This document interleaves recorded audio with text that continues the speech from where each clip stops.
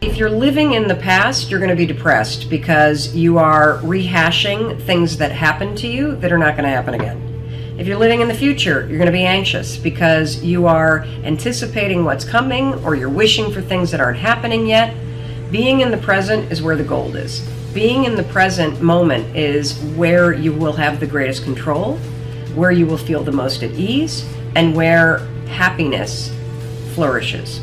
There's a super tight connection between happiness and the ability to live in the present moment. A lot of people believe that happiness is tied to the things that happen to you. Not so at all. In fact, there is a professor of positive psychology. He's one of the grandfathers of the movement. He teaches at the University of Pennsylvania. His name is Martin Seligman, and he's studied happiness for decades. Now, one of the things that we've talked about a lot is that 40% of your happiness levels are preset by genetics. 60% you are in complete control of. And one of the things that this professor has discovered is that it doesn't matter what's happened to you. In fact, some of the people that have had the worst things happen to them, like people that have survived the Holocaust, are actually the happiest and most grateful people in the world. Happiness comes down to this right up here. It comes down to your thoughts, it comes down to your mindset, it comes down to your attitude, and you are 100% in control of what you're thinking. You may not be in control of how you feel in the moment, but you can always, always, always, always be in control of what you think. And that will change how you're feeling. One of the most powerful things that you can do in terms of think, and this gets back to Strick's question, is how do you be present? Being present is literally nothing more than the skill of having your thoughts be in this moment, not in the past, not in the future, but right here. The way that you teach yourself how to do that is that the moment that you catch yourself being distracted, the moment you catch yourself starting to worry, the moment you catch yourself drifting to the future or drifting to the past, that's a moment of tremendous power because you basically just woke up. You basically just noticed that you're not here in this particular moment. So use that wake-up call, 5, 4, 3, 2, 1, and ground yourself in this moment. The best way to ground yourself in the moment is to look for something in this particular moment that you can savor. Now, I'm using the word savor on purpose because it's the word that psychologists use to describe what happens when you find something in this moment right now, right here, right now, to focus on and to appreciate. It could be literally the questions. These are printed out questions from people on social media. And if I were to stop and look at these and savor them, what I would feel in this moment is a tremendous amount of gratitude because people are taking the time to write. And that makes me feel incredibly grateful. And it also makes me very happy because it means that the folks that are writing are taking control of their lives and seeking out the information that they need. Another form of savoring that we can all relate to is eating. As you're eating, instead of drifting to the future and thinking about all the things that you need to do or hanging out in the past and rehashing everything that's happened during the day, be in this moment, in this meal.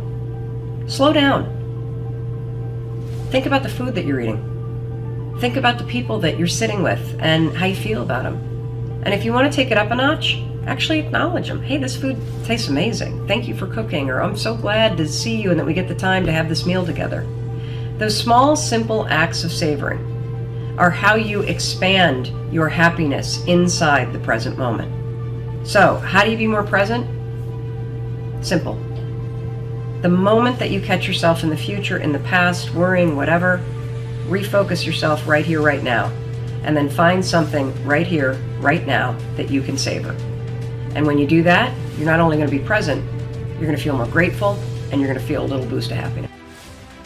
Every single one of us who both dreams and creates things faces voices of dissent, both from people that we know, from people that we don't know, and very often the most deadly comes from within. And if we don't take a thoughtful, conscious approach to taking on our unrealistic dreams, they just ain't gonna happen. But if you are up for the challenge, and I think you are, here are 5 steps that can help. Step number 1 is frame your dream. And here's what this means. We can't become what we can't envision. So when I say frame your dream, what I mean is I want you to take a picture of it in your mind's eye in vivid, specific detail. And then what I want you to do is translate that picture into words, meaning write down that big unrealistic dream. And I know that you may have heard about the power of writing things down before, but the truth is most people just don't do it, which is so crazy because the research is conclusive on this. There was a study done by Dr. Gail Matthews that shows that you are 42% more likely to achieve your goals if you write them down. So what I want you to do is whip out your journal or hop on that keyboard and get writing. Step number 2 is filter opinions and fend off negativity. You've got to take responsibility for the energy that you allow in your life. I want you to fend off negativity as much as humanly possible. You know, we know so much more about the brain than we did just 20 years ago. Neuroscience has taught us incredible things, like that our brains are continuously shaped by our thoughts and our experiences. And you know this to be true. I mean, negativity is one of the most toxic forces on the planet. It's toxic for your brain, for your nervous system, and for your ability to stay motivated. So do me this favor, okay? Do not solicit or listen to the opinions of people who are notorious for just being Debbie Downers. The one mistake that I've seen people make consistently is they almost habitually talk to the exact person who is the most likely to shoot them down and make them feel like crap. So don't do that. And here's another key. I want you to always consider the source. Meaning, don't put a lot of stock into other people's opinions unless they're actually out there consistently taking risks and being brave and actually making things happen. I mean, if you think about it, let's say, I don't know, you wanted to climb Mount Everest. Would you ever take advice from someone who's never even attempted the summit? No, of course not. That would be crazy. So don't take advice from anyone unless you really think it through. And I want you to ask, has this person achieved an unrealistic or impossible dream? Are they taking meaningful risks on a consistent basis? Do you admire who they are, how they live, and what they contribute? If not, do not use them as a sounding board for your idea. You think about the era that our parents lived. Okay, Great Depression, right? Very, very hard to make money, very, very hard to find resources, very, very hard to do anything unless you're a professional. So our parents said to most of us, if you don't become a professional, you're going to struggle. You're going to struggle and suffer. And even the professionals said, okay, so become a professional and here's your ceiling of what you have. So we became conditioned to be worried of scarcity in a world that has no scarcity. We became conditioned to having certain beliefs about what's possible or not possible.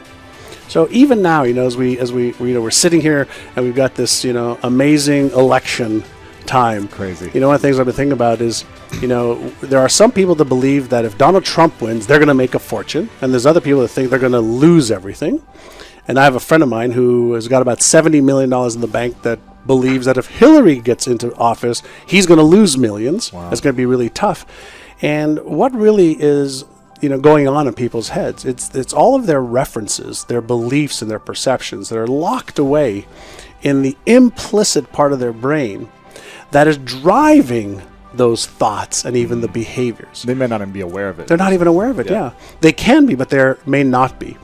And so what we really have to go back to focus on is it really makes no difference who becomes president or who doesn't. If you have the belief that regardless of what happens in your external world, you can navigate towards the success that you want. Right. That's a belief. And beliefs are the lens by which we actually see the world and by which we behave. And so if you want to change your results, don't focus on changing your behaviors, change your focus on the beliefs that drive your behaviors. Right?